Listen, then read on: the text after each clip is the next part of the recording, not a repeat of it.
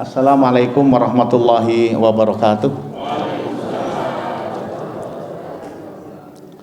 Alhamdulillah wa syukrulillah ala nikmatillah wala haula wala quwata illa billah, amma ba'du.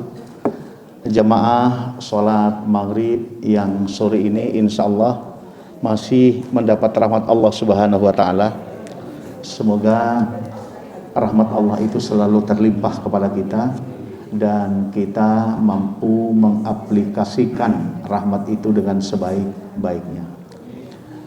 Untuk itu mari tadabbur malam ini kita bersama-sama dengan membaca basmalah. Bismillahirrahmanirrahim. Malam ini saya ingin mencoba untuk memaparkan tentang diri manusia, karena bagaimanapun kita itu kan besok akan berhadapan dengan Allah. Begini, Bapak Ibu pernah dengar nama Imam Al-Ghazali? Pernah dengar? Imam Al-Ghazali, pernah dengar itu? Ya. Imam Al-Ghazali itu seorang mujtahid, orang yang betul-betul kepada dakwah Islam itu kuat. Imam Al-Ghazali, beliau lahir di Iran. Iran itu dulu namanya Persia, tahun 1058. Sekarang 1447 gitu. Nah, berarti meninggalnya beliau 1111.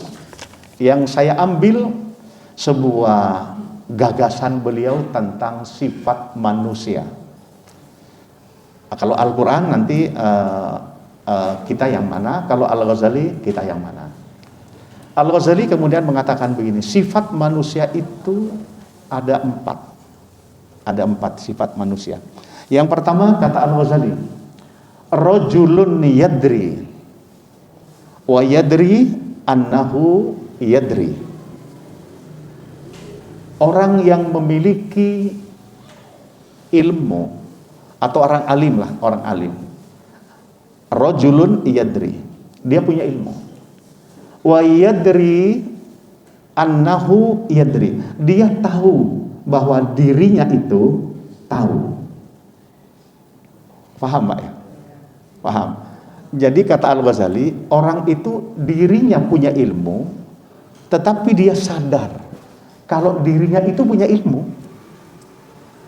Maka kata Imam Al-Ghazali, orang seperti ini dekati, karena ini mesti bijaksana, kata Imam Al-Ghazali. Karena apa kebijaksanaannya? Karena keilmuannya itu. Yang kedua, rajulun yadri, orang itu punya ilmu, wala yadri annahu yadri. Orang itu punya ilmu tetapi dia tidak sadar kalau dirinya itu punya ilmu. Orang ini alim tetapi dia tidak menyadari kalau dirinya alim. Yang ketiga, kata Imam Al-Ghazali, rajulun la yadri, orang itu tidak punya ilmu, orang itu tidak alim. Wa yadri, dan dia sadar annahu la yadri, kalau dirinya tidak punya ilmu.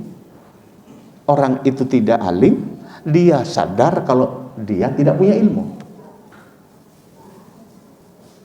Faham Bapak ya? Maka karena dia sadar kalau dia tidak punya ilmu, kata Al-Ghazali, itu bangunkan, bimbing dia agar menjadi baik.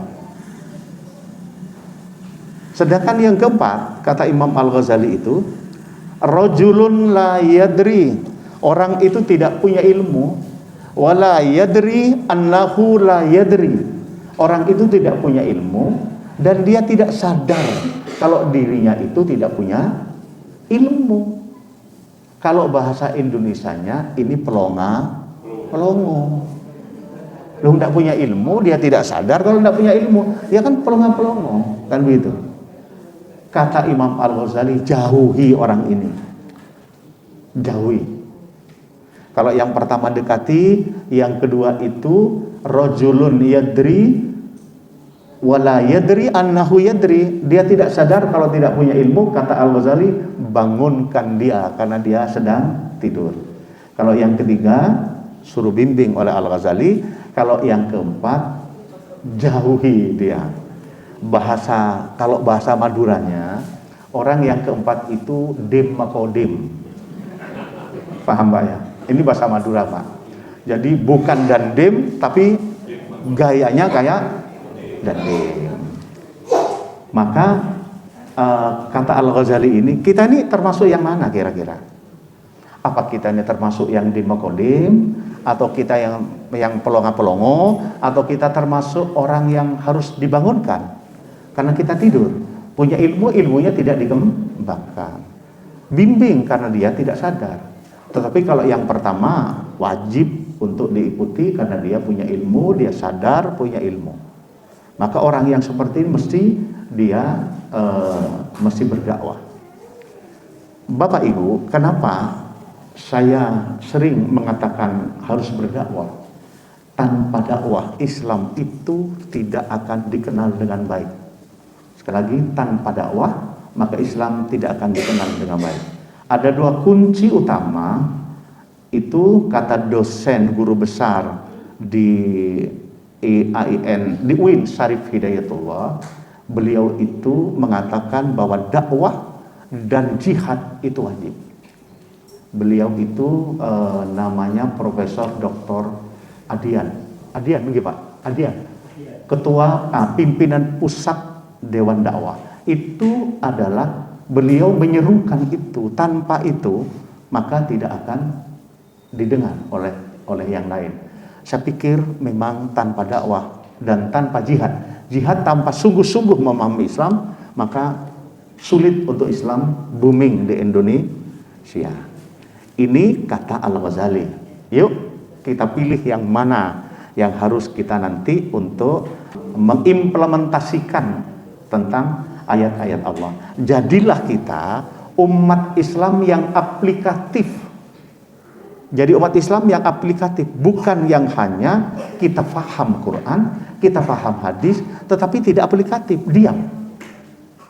Kata Rasulullah, orang yang punya ilmu tidak diamalkan seperti pohon yang tidak berbuah. Sekecil apapun. Maka yuk kita tetap dakwah itu bisa dakwah bil hal, bisa dakwah bil lisan. Dakwah bil hal amat bagus karena itu menjadi uswah hasanah. Dakwah bil lisan ya seperti ini. Kita berdakwah, menyampaikan, Bapak Ibu menyampaikan ke keluarga, Bapak Ibu menyampaikan ke semua tanggung jawab kita. Lah, kalau di dalam Al-Quran apa yang disebutkan oleh Imam Al-Ghazali, kemudian kita rujuk ke Al-Quran. Al-Quran menyebutnya bahwa tipe-tipe manusia itu hanya ada 3. Yang pertama adalah mu'minun al-muttaqun, orang mukmin yang bertakwa. Yang kedua al-kafirun, orang yang tertutup dari petunjuk Allah. Dan yang ketiga itu adalah al-munafikun, munafik. Al-Quran itu menyebutnya ada surat Al-Kafirun, ada tersendiri. Tadi dibaca, Al-Kafirun Pak. Yang kedua ada Al-Munafikun, ada. Yang ketiga ada Al-Mu'minun, ada. Tetapi 3 ini Allah menyebutkan dalam satu surat. Bukan yang surat ini kan penjelasannya. Hanya ada satu surat, yaitu pada surat Al-Baqarah ayat 1 sampai 20. Untuk mukmin itu ayat 1 sampai 5. Kalau itu kita faham 1 sampai 5 berarti kita mukmin. 6 dan 7 itu kafir. Hanya 2 ayat. 8 sampai 20 itu munafik. Paham? Kok banyak munafiknya ketimbang kafir? Kalau mukmin itu kan sudah nggak jadi masalah bagi kita. Tapi kalau dengan kafir, Allah kok hanya menjelaskan 2 ayat, sementara munafik kok menjelaskan 13 ayat. Kita kan bertanya itu, kenapa? Kok kayaknya lebih berat munafik ketimbang kafir? Maka dalam tafsir Ibnu Katsir, dalam tafsir Ibnu Katsir, beliau menyampaikan inna hadhil ayat, ini ayat ini, sungguh ayat ini, maksudnya 8 sampai ke 20 ini, inna hadhil ayat tambihum minallah, peringatan Allah kepada orang mukmin terhadap orang munafik yang harus kita sikapi. Ibnu Katsir tidak menyebutkan ayat 6 dan 7, tetapi Ibnu Katsir menyebutkan ayat 8 sampai 20, inna hadhil ayat tumbihum minallah, peringatan Allah terhadap orang mukmin untuk mensikapi orang munafik. Kenapa demikian? Karena kalau orang kafir itu sudah mengedepankan kekafirannya. Nih, aku menyembah berhala, kafir, nyata dia. Tetapi munafik menyembunyikan kekafirannya seolah-olah yang dimunculkan keimanannya. Ini yang kata Ibnu Katsir, tumbihum minallah, peringatan dari Allah terhadap kita. Seperti siapa? Ubay bin Salul itu seorang sahabat Rasul, sholatnya dengan Nabi di Madinah, bersama Nabi itu. Tetapi ketika perang Uhud, apa kata dia? Jangan ikut perang, mati kamu. Mati di depan Rasul, mantuk-mantuk ya. Itu namanya munafik. Menyembunyikan kekafirannya, menyembunyikan ketidaksukaannya, tetapi dia seolah-olah memunculkan kesukaannya. Bisa dipahami ya bahasa saya? Bisa Pak, soalnya saya sendiri menata kalimat ini punyanya Ibnu Katsir itu panjang Pak soalnya. Tolong ayat 1 sampai 6 ini ibu baca nanti di rumah, ibu rengang-rengang. Kalau tidak bisa berkata, tolong kalau punya Al-Quran yang syamil, yang perkata itu resapi. Apakah kita termasuk di dalamnya? Apakah kita sudah punya keyakinan bahwa Rabb itu bil ghaibi itu, Allah itu adalah pelindung kita? Apakah kita sudah punya keyakinan bahwa Rabb itu yang ngatur kehidupan kita? Apa punya keyakinan kita bahwa yang memberi makan itu adalah Allah? Akidah yang pertama Allah berikan adalah bil ghaibi. Itu akidah. Syariah semacam apapun, tetapi akidahnya luntur, akidahnya tidak masuk, hancur syariahnya. Ibu sudah sholat, bapak sudah sholat, tetapi ketika selesai sholat dapat ujian dari Allah, maka ketika ujian datang dari Allah, kita sudah berontak, tidak mempercayai bahwa setiap diuji oleh Allah kita akan naik kelas. Kan begitu kata Rasulullah. Lah kalau akidah kita tidak mantap di 1 sampai 5, hancur.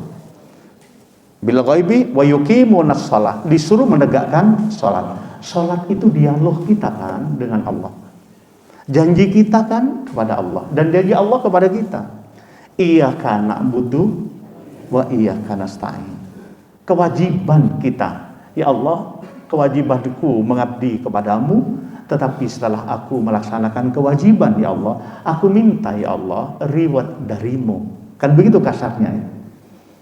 Dan kita baca itu berulang kali. Apalagi perjanjian yang membaca wajjahtu wajhiya lilladzi fataras samawati wal arda hanifan, memang itu inna sholati wa nusuki wa mahyaya wa mamati lillahi rabbil alamin. Sesungguhnya sholatku ya Allah, ibadahku ya Allah, hidup dan matiku ya Allah untukmu. Kalau itu hanya lip service, tidak masuk dalam sanubari kita untuk kemudian kita meyakininya, ya gugur semuanya. Yuk yakini dalam mu'minunal muttaqin bil ghaibi wa yuqimunas shalah wa mimma razaqnahum yunfikun. Rezeki yang diberikan oleh Allah besar ataupun kecil, yuk infakkan kata Allah. Ini perintah. Kalau kita ingin menjadi mukminun dan muttaqun, infakkan, nafkahkan. Infak ini anak yatim masuk di infak ini, tidak masuk di zakat. Kemudian di ayat yang lain Allah mengatakan itu orang munafik itu berada di bawah sendiri di api neraka. Faham? Innal munafiqina fid darkil asfar minan nar. Jadi di bawah itu munafik, baru kemudian orang kafir, baru kemudian orang musyrik dan lain sebagainya.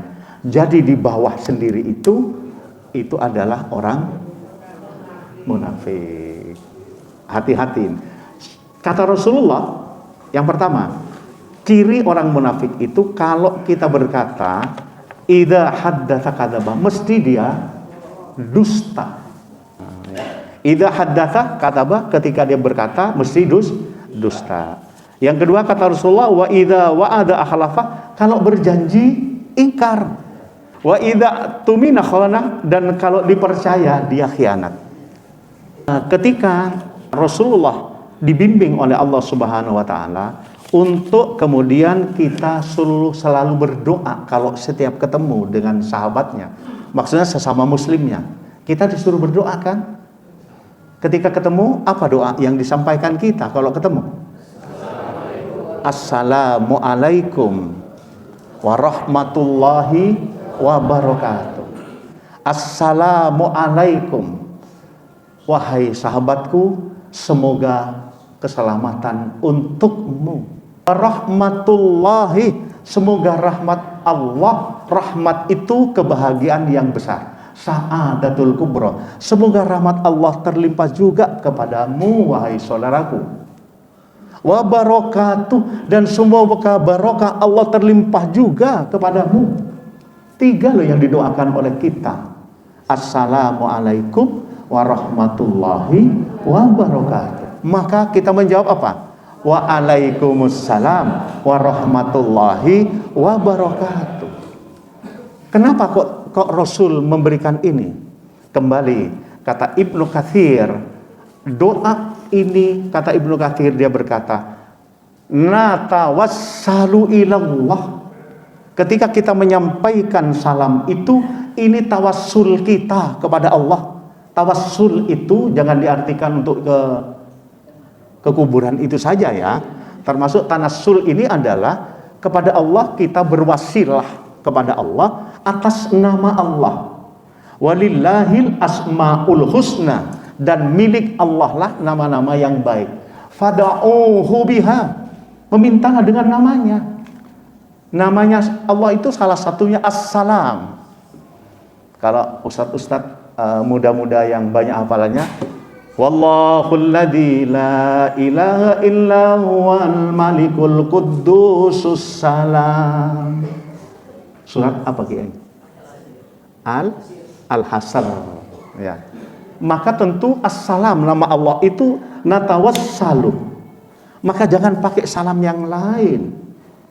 Kita menyatakan, ya Allah, semoga sahabatku dia selamat atas namamu, mendapatkan rahmat darimu dan mendapatkan barokah darimu. Indah sekali itu. Maka jadilah kita yang aplikatif. Jadi jangan hanya hafal tetapi aplikatif, yuk jalankan. Semoga malam ini Allah memberikan kekuatan kepada kita untuk menjalankan perintah Allah dan Rasulnya, dan semoga Allah menunjukkan yang salah itu salah kepada kita, dan Allah memberi kekuatan kepada kita untuk meninggalkan yang salah. Subhanakallahumma wa bihamdika asyhadu an la ilaha illa anta astaghfiruka wa atubu ilaik. Assalamualaikum warahmatullahi wabarakatuh.